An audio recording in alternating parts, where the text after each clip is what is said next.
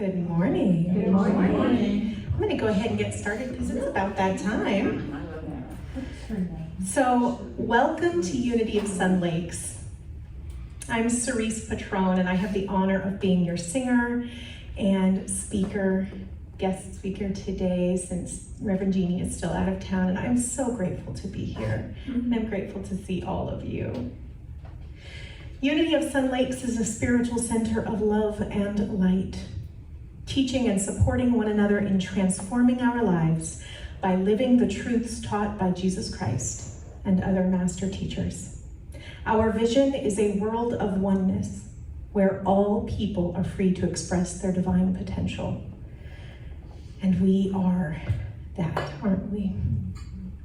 So I'm going to start with a song. This is one I wrote many years ago, but it's one of my favorite to get things going. It's called "Today is My Day for a Miracle." Wow. I'm ready. We claim it.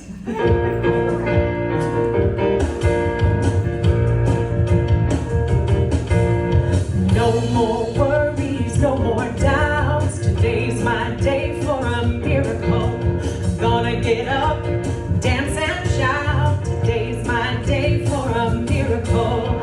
Today's the day the Lord has made.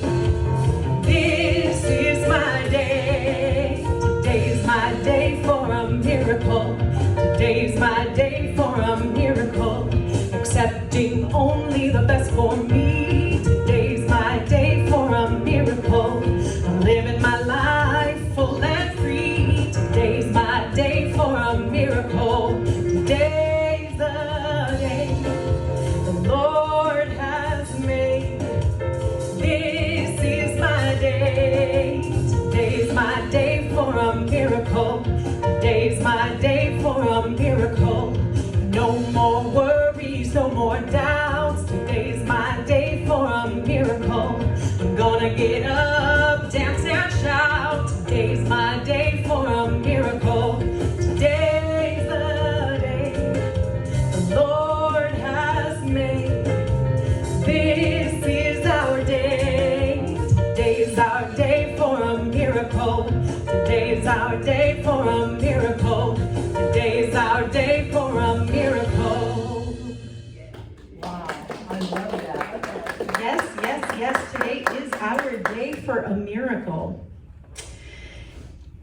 So we're going to do our daily word and then go into an opening prayer.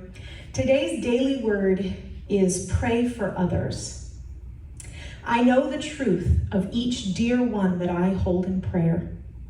What an honor it is to hold others in prayer.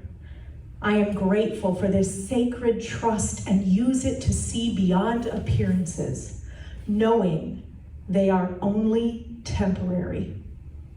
I focus on the unchangeable truth that each one for whom I pray is a divine being, a living expression of God.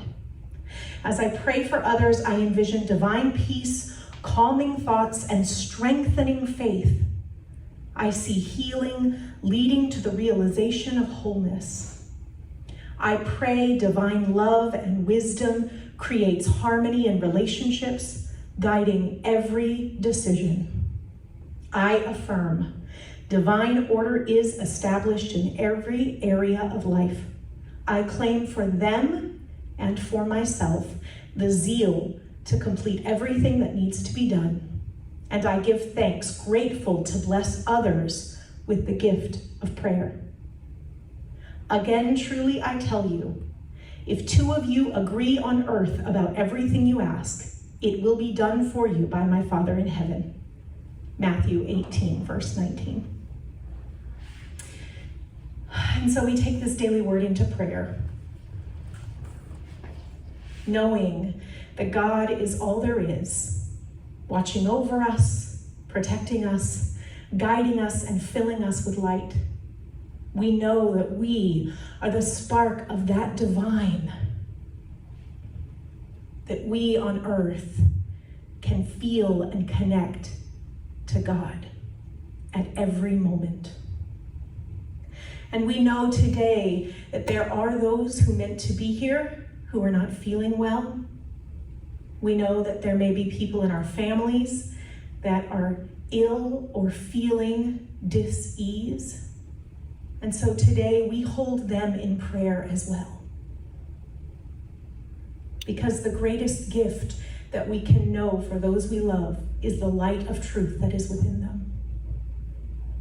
And we hold this truth for ourselves, that today is our day for a miracle, that something beautiful is happening and manifesting right now in this service and out into the world because we are here. With gratitude and thanksgiving, we just say thank you, thank you, thank you, God.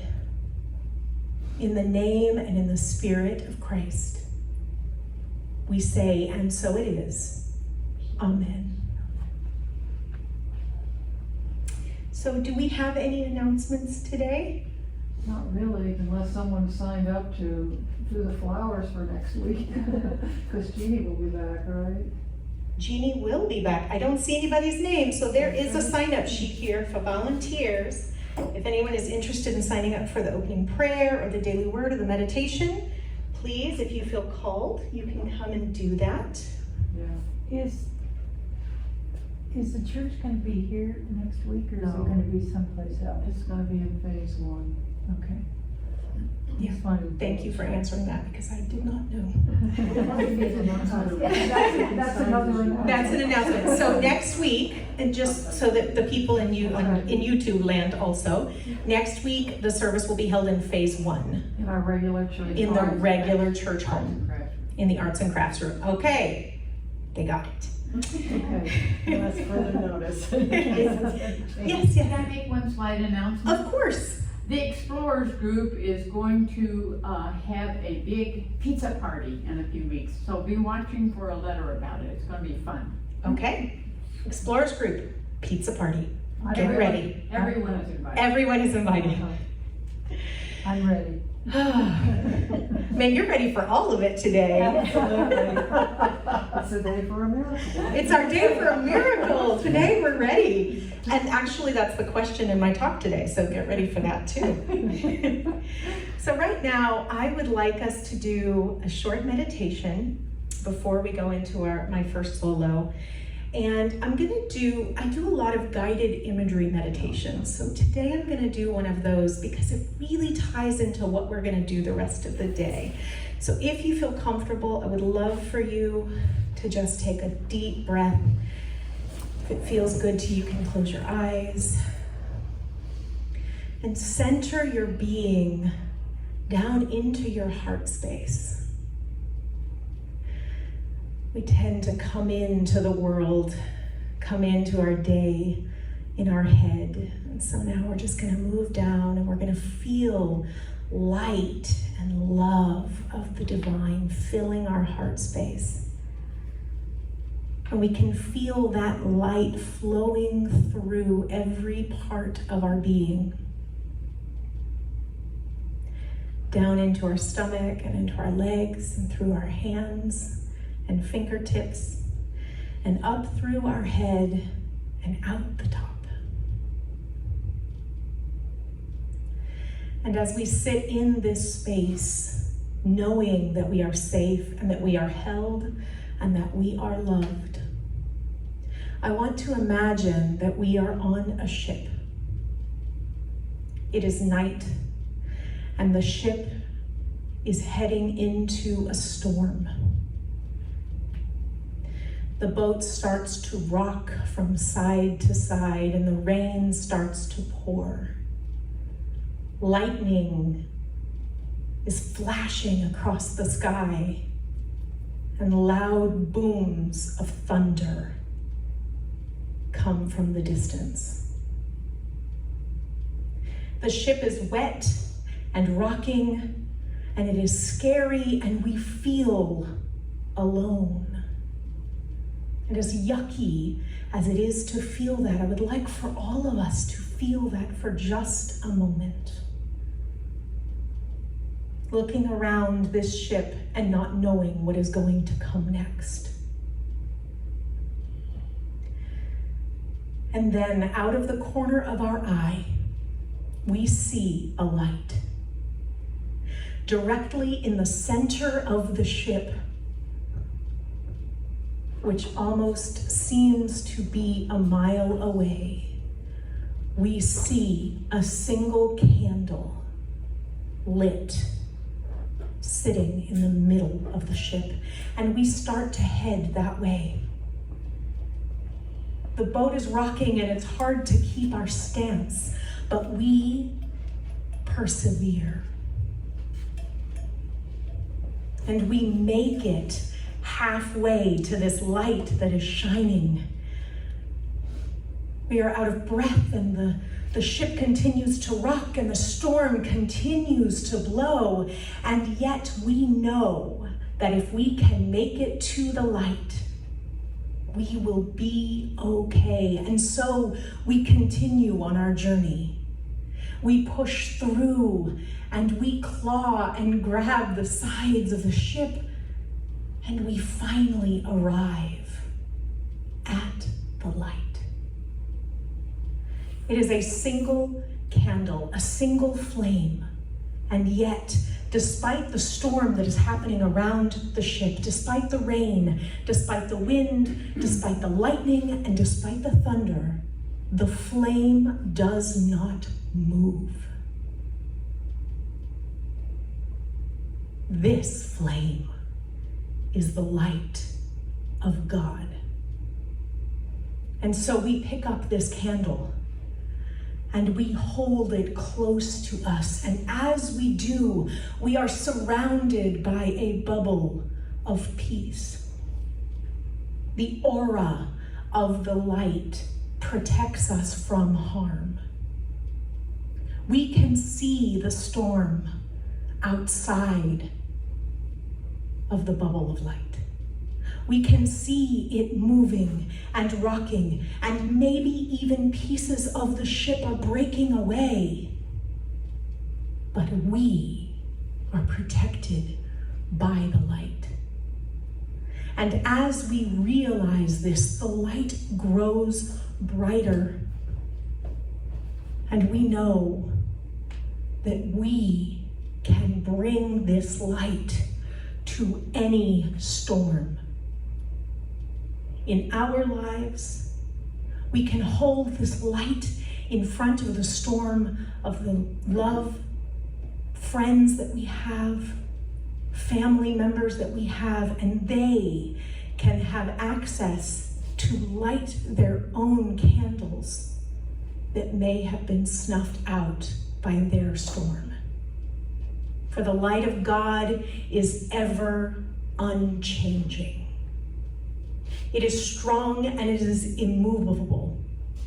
It is the strength of absolute, all-knowing Spirit. And so we hold our candle close to us, feeling the safety, the warmth, and the love that it brings. And as we begin to come back into this room, we bring that light with us, knowing that if there is ever a moment we feel scared,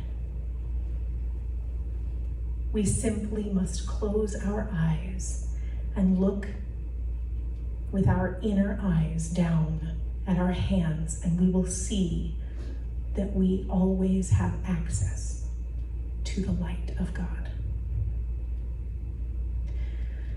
And so we take a breath. We begin to move our fingertips and our toes. We feel the chair under us, holding us and supporting us. We feel the energies of the lovelies that are around us today. And we come back into this room, shining brightly. And so it is.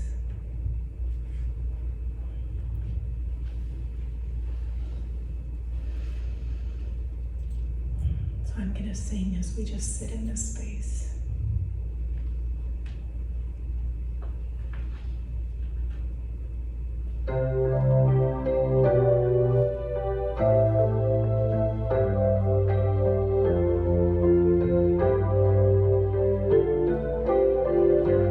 In this moment, in this place, I remember who I am, letting fear and worry fall away from me. I open my eyes and see there is only love. There is only love. Love that heals, love that sets me free. There is only love.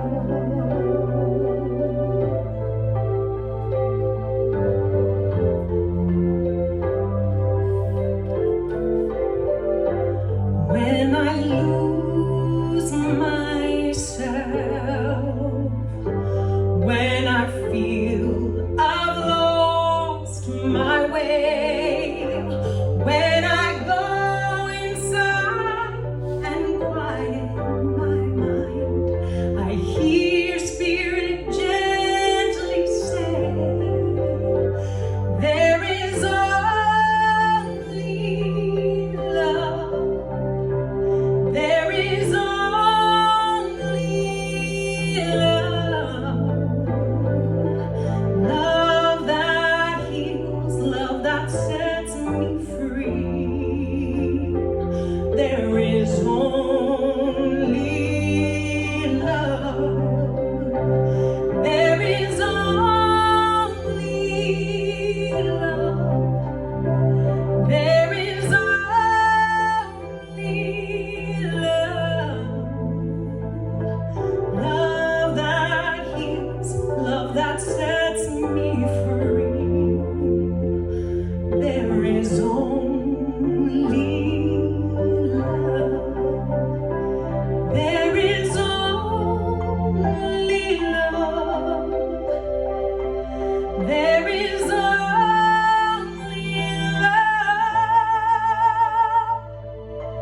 Love that heals, love that sets me free. There is only love. Love that heals, love that sets us free. There is only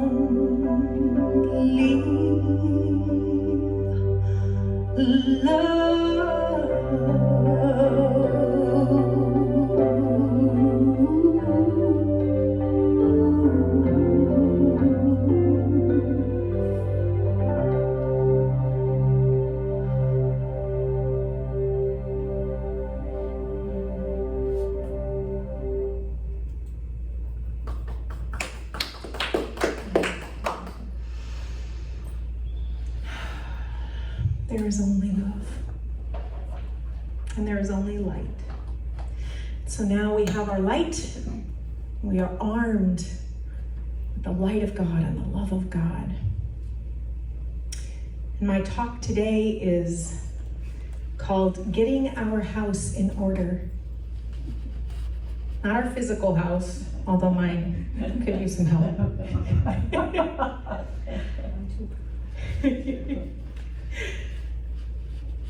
But Charles F. Glassman said, before you can save the world, you must make sure your own house is in order.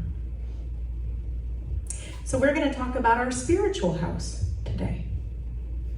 We're going to discuss 3 areas of our spiritual house that we tend to look at pretty often. And then we're going to delve into one that's something we try not to go into much.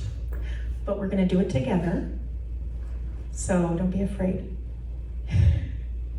So the 4 main areas of our spiritual house. The first is the living room.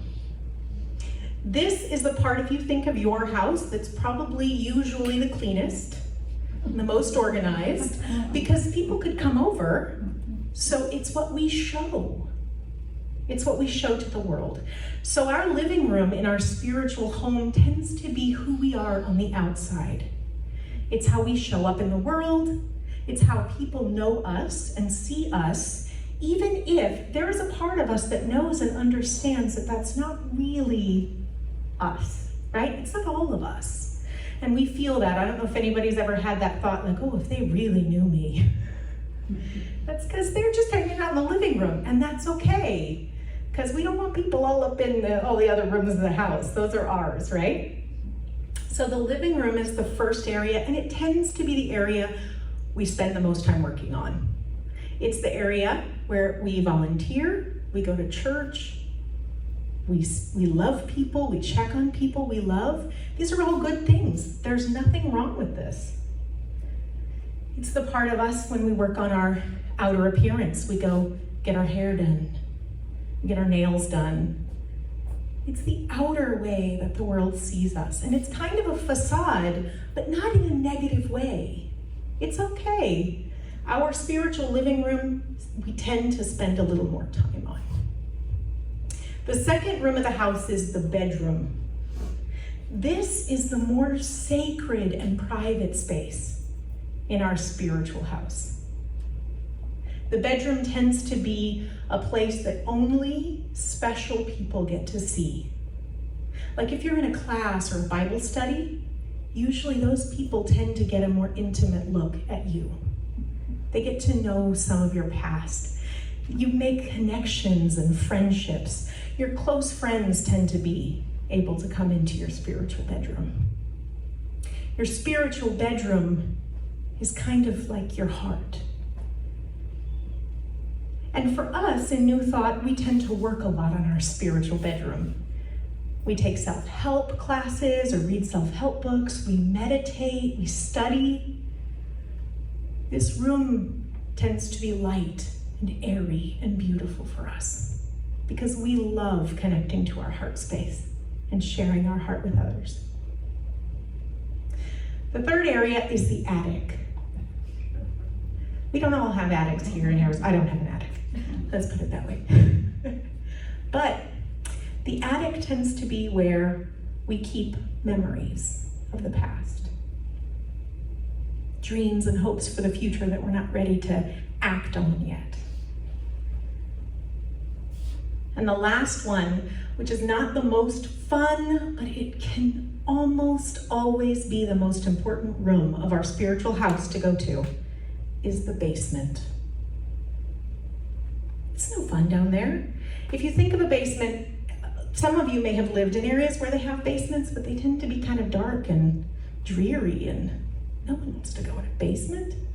That's what they use in horror movies. But the basement is where we often hide things we don't want to look at. So let's start with talking about our living room. We'll get to the basement in a few minutes. So, in our living room, we have beautiful things that attract others or that make us happy. We have picture frames, we have things we love. We invite people into our spiritual living room. We hang out with them and we share space with them. And so our spiritual living room is a beautiful, light place. Now, for introverts, their spiritual living room may be different. I'm an extrovert. I want everybody in my living room. If you think right now in your head, if you can look at what would be your spiritual living room, like your body, is it light? Is it airy? Is it open? You can tell a lot about yourself by what your spiritual living room looks like in your mind. And it's not good or bad. This isn't about judgment. It's about recognizing and allowing yourself to ask the question, does any work need to be done in my spiritual living room? And if the answer is yes, it's a great time to think about that and go, okay, I'll work on that. The second room is our bedroom. This beautiful space in my imagination. I have this light and beautiful open bedroom, but it still has a closet. There are still spaces in my heart space that are just for me, right? In this room, if you don't have the feeling that it is light and airy and open and free, then sometimes that can mean that there's a good place for self-reflection, for going in and really connecting to your heart space. Feeling that light from our meditation coming into your heart and really holding it there so that your spiritual bedroom, your heart, is a safe place for you. The heart space, the spiritual bedroom, is also a place that we can bring things to be healed. If we're wandering around our living room or our attic, or God forbid the basement, we can take it into the bedroom to bring light to it. Not to hide under the bed, but to bring light to it, to heal it, to bring love to it from our heart space.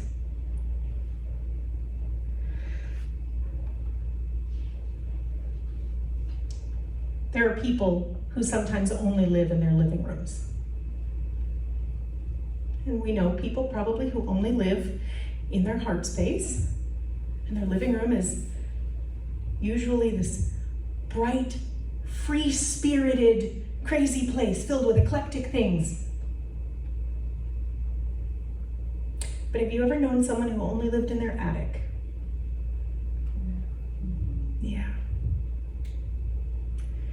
It can be a beautiful place to assess, to go into, to look at things, to bring boxes down to your heart space to heal. But the attic is usually where we keep boxes of memories. You can almost imagine going up into your attic and seeing photographs, and old wedding dress maybe, or a treasure box filled with things. Those things are very important. I would never take them away from anyone. There's a scene in one of the Harry Potter movies where Harry Potter, I don't know how many of you have seen the movie, so I'll explain it just in case you haven't. There's a dark attic, and it's empty except for a mirror. And Harry Potter goes up into the mirror, and this mirror he sits in front of shows you what your deepest desire is. Now, Harry Potter has lost both of his parents. So the mirror shows Harry standing there with his mother and father at either side of him. Because that is his deepest desire, is to have his family. And every single day he goes to this mirror and he sits alone in the attic. And his mentor, Dumbledore, comes and finds him one day and says, I'm going to be removing the mirror. Today is the last day that you will see it. And Harry says, you can't take it from me. This is my parents. And Dumbledore says, I have watched thousands of men waste their lives away in front of this mirror. It doesn't show you the truth. It shows you what you want, but it doesn't help you get it. If you want family, you have to go live your life and find chosen family. And that is what our attic can be for us, for anyone. It can be a place where we could sit in the past or in our dreams of the future and not ever really live. So we don't want our lives to be wasted away in our attic, hoping for something that isn't real. That doesn't mean that we can't go up into our attic Assess what's in there. Find things that you go, oh wow, that's crummy. You know what, that could use some light. I would love to take that box of photographs down to my living room and show it off, because maybe that will help heal someone. Or take it into my bedroom because I need to heal it. And allow that to be in the light and be healed. But we can't stay in the dark up there. So, the last room that we're going to look at today can often be the scariest.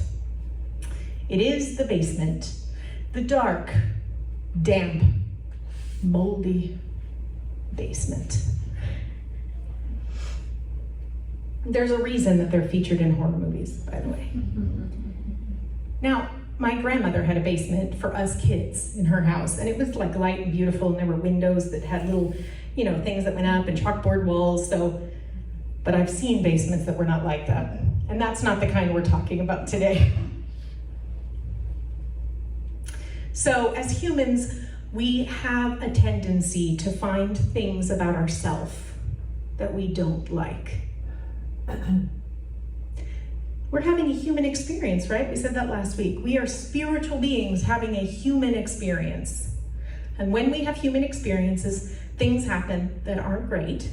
And sometimes, instead of looking directly at those things and seeing them, healing them, bringing them light, we go, oh, I don't like this at all.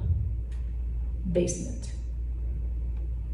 If it's in the dark and I can't see it, then it's not going to affect me. I just cursed someone out on the road. I don't want to be that person. Basement. I yelled at somebody I didn't mean to. Basement. Something bad happened to me, and I don't know what to do with it. And it hurts too much when I think about it. Basement. All of us have something in our basement, no matter how much work we've done, and no matter how much work we will do. There's always crevices to explore. We don't want to spend a lot of time down there. But it's good to go down and take a look. I'm going to give you a personal example.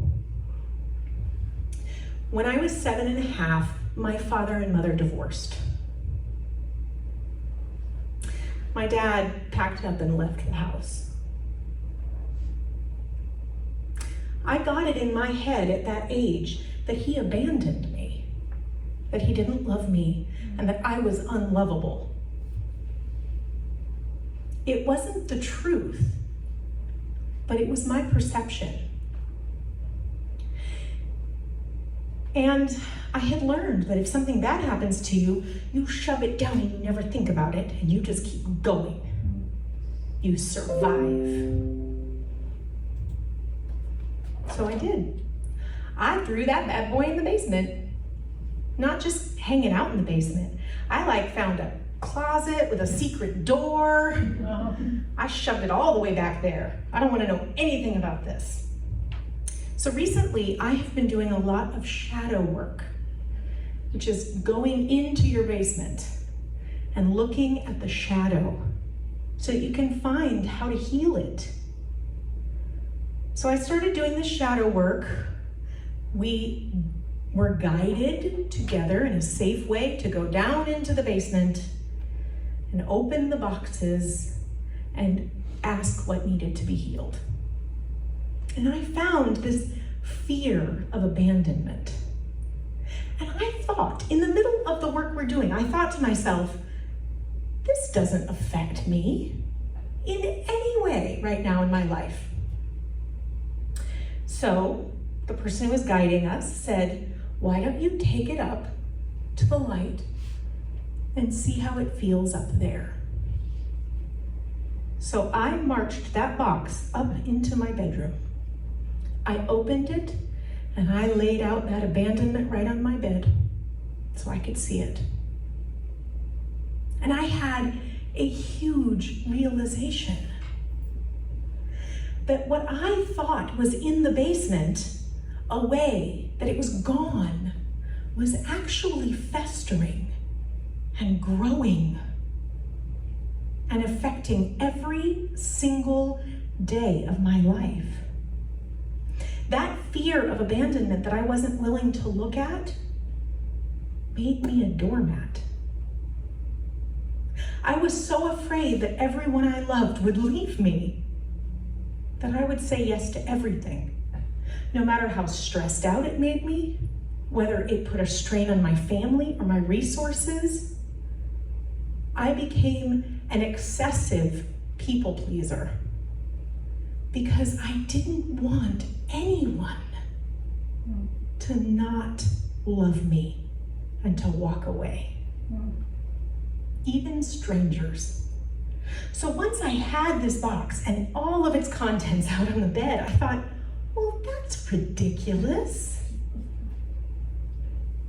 What a crazy fear that just living my life every day, if I don't practically give, here, take all that I have, that people wouldn't love me, that people would go. And then not only in healing that, but I found that I was able to heal a part of the relationship with my father that I didn't know needed to be healed. He didn't abandon me. Him leaving didn't have anything to do with me. And when you're 7.5, you don't know that.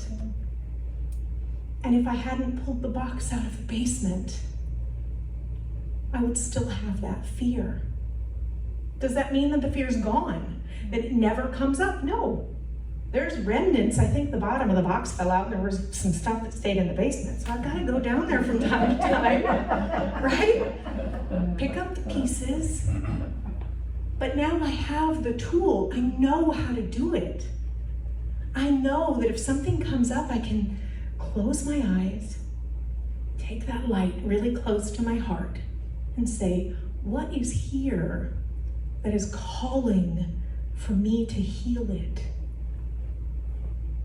That tool is powerful, and whatever you bring to the light is powerful. But it cannot be healed if you're not willing to look at it.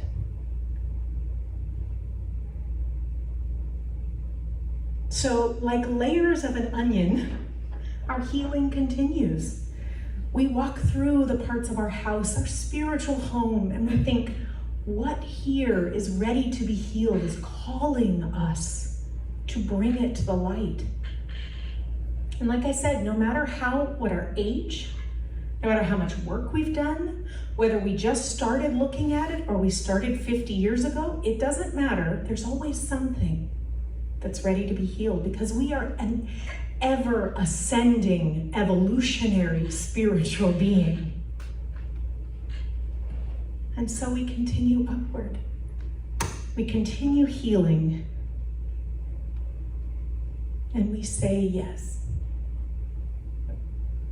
Because we know that love and light is the answer to every question, to every problem, to every decision.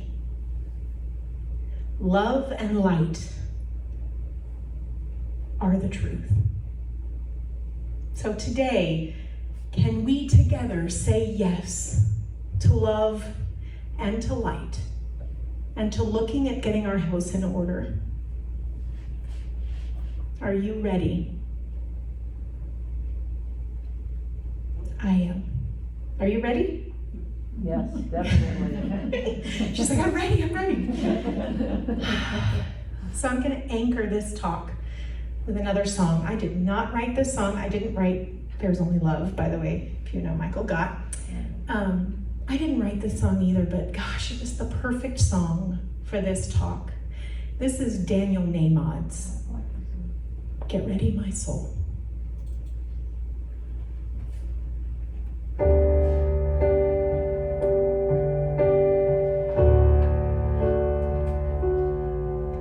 Get ready, my soul.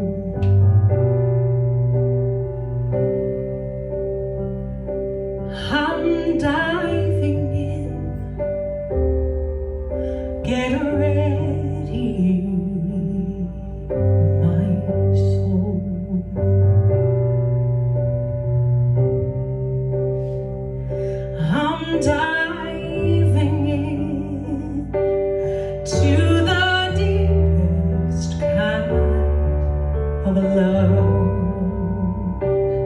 into the sweetest kind of life. So get ready,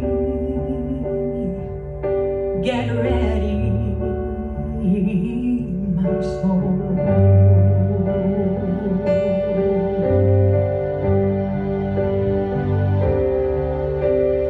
Everything I've ever done, everything I have ever seen, everything I've lost or won, and every dream I have ever dreamed has brought me here to this present moment, here to a new beginning,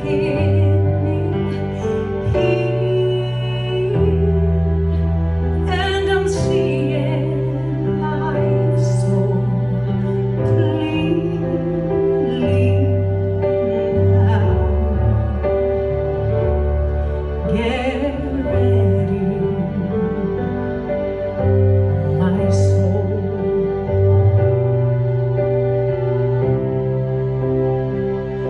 I'm diving in.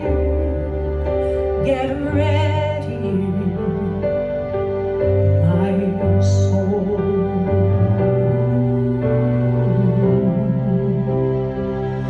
I'm diving in to the deepest kind of love, into the sweetest kind of life. So get ready,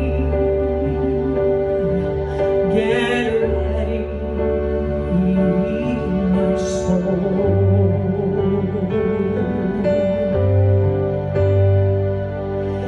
Here I go, deeper, deeper, deeper than I've ever been before. Here I go, closer, closer, closer to my sacred source. Here I go, deeper, deeper, deeper than I've ever been before. Here I go, closer, closer, closer to my sacred source.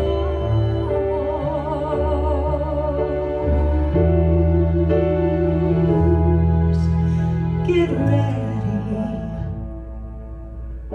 my soul.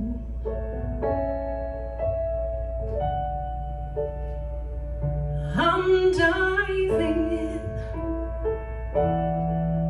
Get ready, my soul.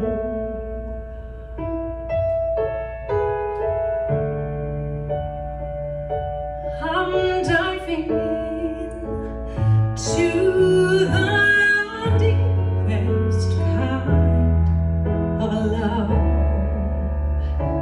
I want the sweetest kind of life. So get ready,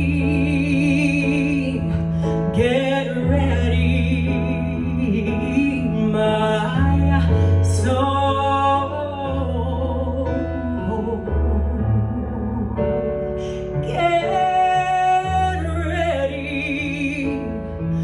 Get ready, my soul.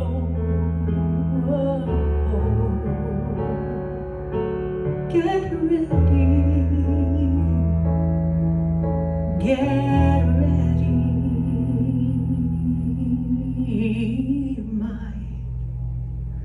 my soul.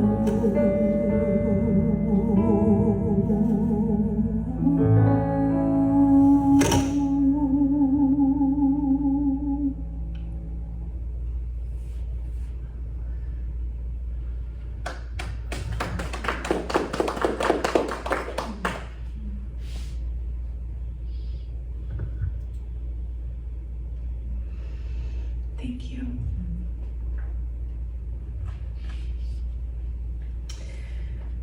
I just want to breathe that in for a moment.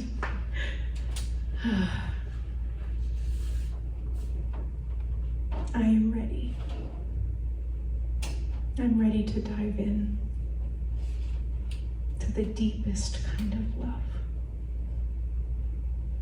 and the sweetest kind of life. So I hope my soul is ready, because here I go. Oh, now it is time for our offering.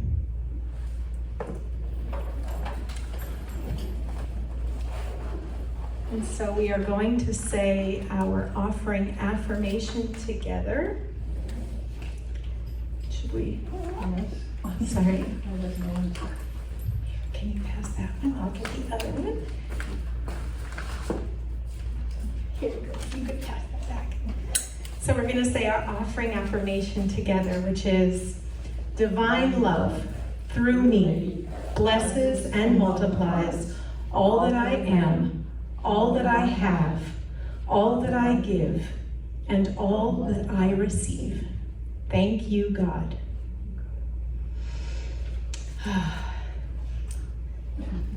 Thank you for giving. Thank you for supporting this beautiful ministry and this beautiful community. I know that I have been blessed by it, and so I'm so grateful for all of you.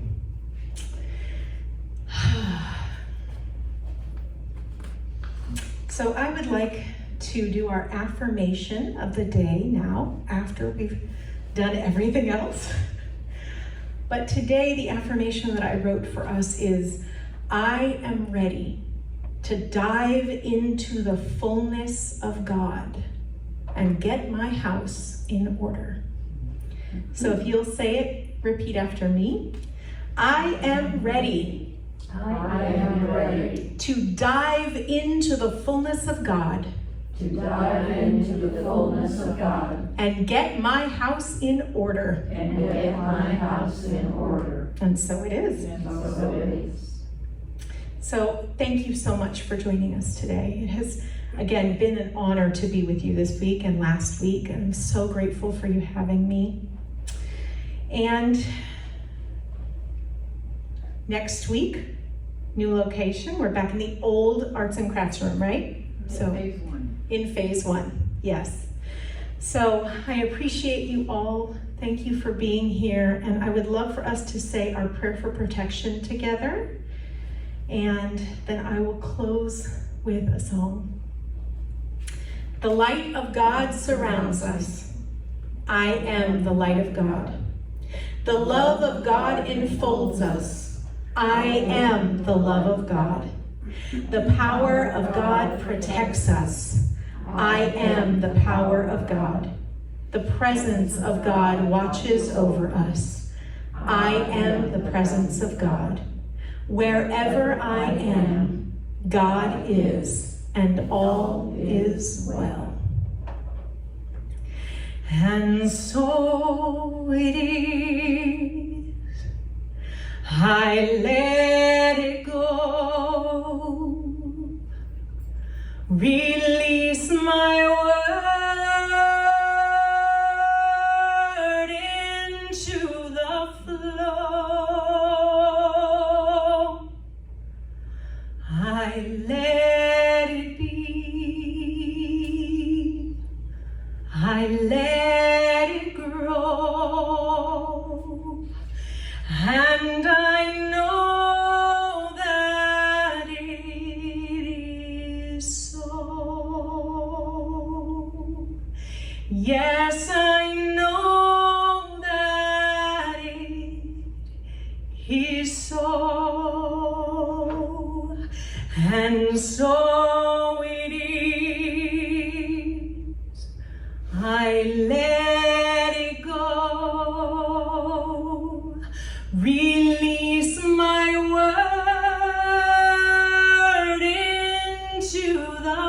flow. I let it be. I let it grow. And I know that it is so. Yes, I know that it is so.